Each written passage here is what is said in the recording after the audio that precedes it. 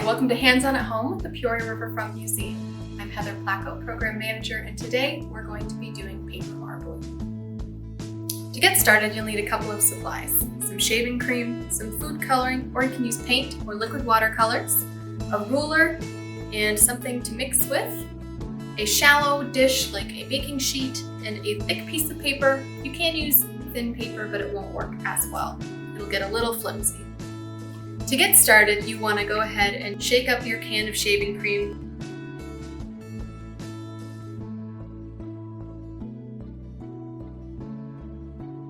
You just want a nice even surface. Your next step is to go ahead and smooth it out. I like to use what I'm going to use to stir with, to just smooth it out a little bit. You can use your hand for this step if you want to get messier.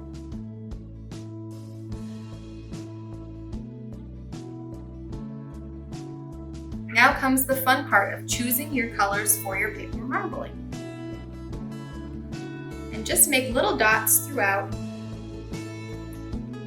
You'll end up mixing this all together anyway.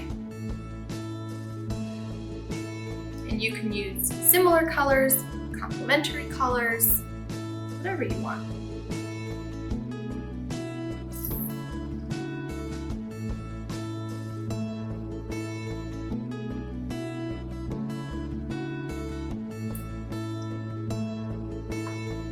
Now, the next step is to marble. So what that means is we're just going to swirl back and forth the color in the shaving cream in any pattern you like.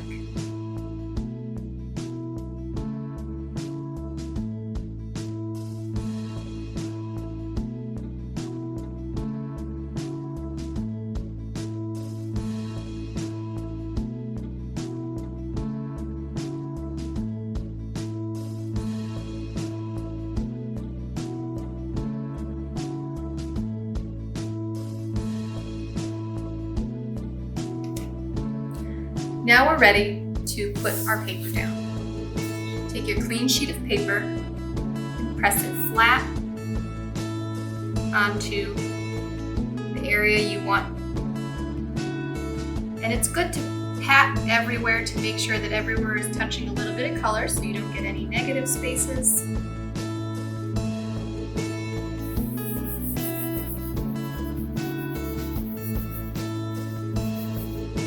And then you lift it up. Now you're going to go ahead and transfer this to a second sheet. Now this second sheet is where you're going to scrape off your food coloring and shaving cream mixture.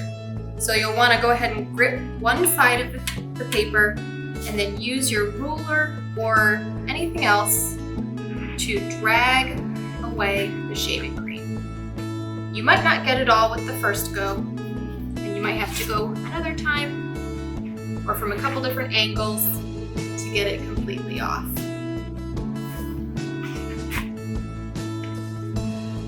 But there you can see my paper marbling. Now don't throw this mixture away just yet. You can keep adding more color to it and mixing it even more and get even bolder colors coming out on the pages.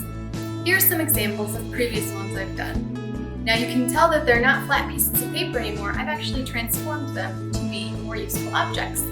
So this one I've created into a greeting card, so you can write your loved ones notes, and they're a really fun keepsake. Now these two are a little different. I researched and did some bookbinding with these and turned them into covers for journals. So you can do something like this with them, or you can enjoy them as individual pieces of artwork. Thank you so much for joining us today for Hands-On at Home. And a special thank you to our members, the Visionary Society members, who make programming just like this happen.